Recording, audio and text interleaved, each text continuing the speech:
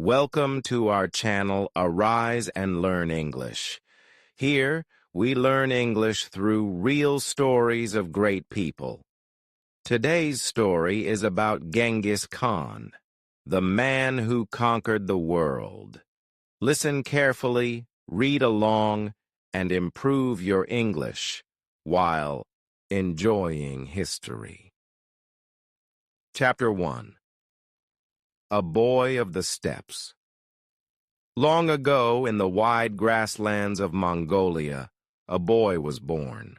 His name was Temujin. The year was around 1162. Temujin's people were nomads.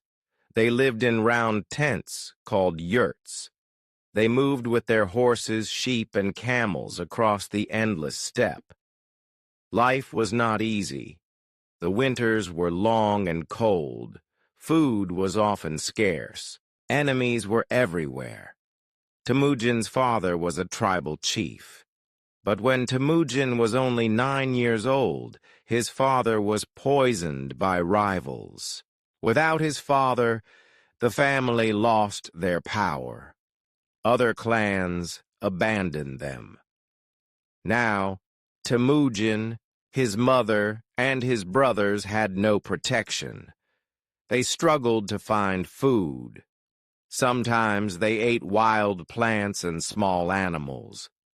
Life was very hard, but Temujin did not give up.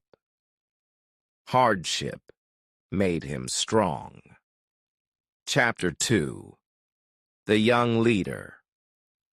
As a teenager, Temujin began to show great leadership. He gathered friends who were loyal to him. He was fair and wise. Unlike other chiefs, Temujin rewarded men not for their family name, but for their courage and loyalty. This idea was new and powerful. Slowly, more warriors joined him. He built a small army. Together they fought rival tribes and won. Temujin gave his followers clear rules. Obey your leaders. Do not steal from your brothers. Fight bravely. Men respected him because he was strict, but also just. Chapter 3. Becoming Genghis Khan. After many years of fighting, Temujin united the Mongol tribes. In the year 1206, the chiefs held a great council.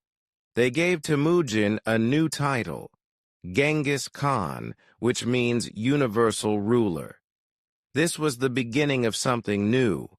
Genghis Khan was not just a tribal chief anymore.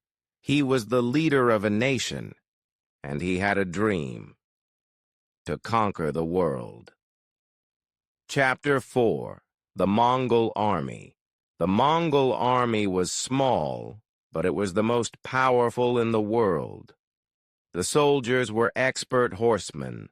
They could ride all day and all night. They could shoot arrows while galloping at full speed. The army was disciplined. Every soldier obeyed orders without question. Genghis Khan divided his army into groups of 10, 100, 1,000, and 10,000. Leaders were chosen for their skills, not for their birth. The Mongols moved faster than any enemy. They used clever tactics, such as pretending to run away and then turning back to attack. Many enemies were tricked and destroyed. Chapter 5. Conquering China. Genghis Khan's first great target was China. The Chinese kingdoms were rich and powerful, but also divided. The Mongols attacked, city after city. Their horses moved quickly across the land. Their arrows filled the sky. Slowly, the northern part of China fell under Mongol control. Many Chinese feared the Mongols. Some cities surrendered without fighting. Others resisted and were destroyed. Chapter 6. Turning west. After China, Genghis Khan turned west. He attacked the great Khwarezm Empire in Central Asia. This empire was large and wealthy, but its leaders insulted Genghis Khan. They killed his merchants. In anger, Genghis Khan sent his army across deserts and mountains. The Mongols burned cities and defeated every army. The empire of Khwarezm was destroyed. News of the Mongols spread to the Middle East and even to Europe. People called them the horsemen of the apocalypse. They brought both fear and wonder. Chapter 7. Laws and Ideas. Genghis Khan was not only a warrior, he was also a lawgiver. He created a system of rules called the Yasa. These laws kept order in his empire. He also encouraged trade. Merchants could travel safely across the Silk Road under Mongol protection. This helped goods, ideas, and inventions move between East and West. Genghis Khan allowed freedom of religion. Christians, Muslims, Buddhists, and others lived in his empire.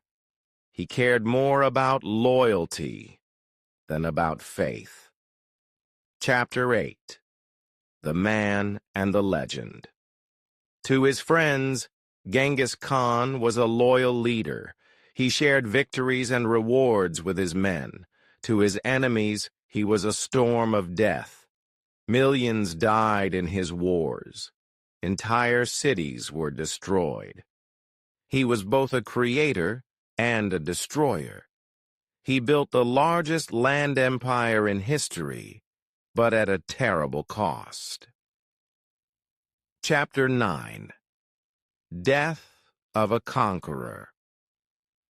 In 1227, during a campaign in China, Genghis Khan died. The exact cause of his death is still a mystery. His body was buried in a secret place. No one knows where his grave is.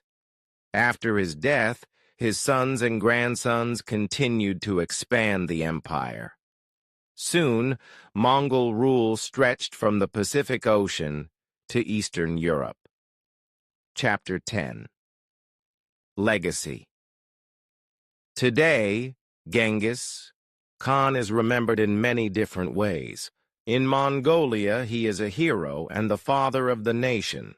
In other parts of the world, he is remembered as a ruthless conqueror, but no one can deny his impact. He changed the course of history. He opened the way for trade between East and West. He created the largest empire the world has ever seen. Even today, scientists say that almost 1 in every 200 men alive carries his bloodline. His story is not forgotten. Genghis Khan's life is the story of a poor boy who rose from nothing to become the ruler of the world's largest empire. His journey teaches us about strength, leadership, and ambition, but also about the heavy price of conquest. He was a man who conquered the world, and his shadow still falls across history. Thank you for watching this story with us.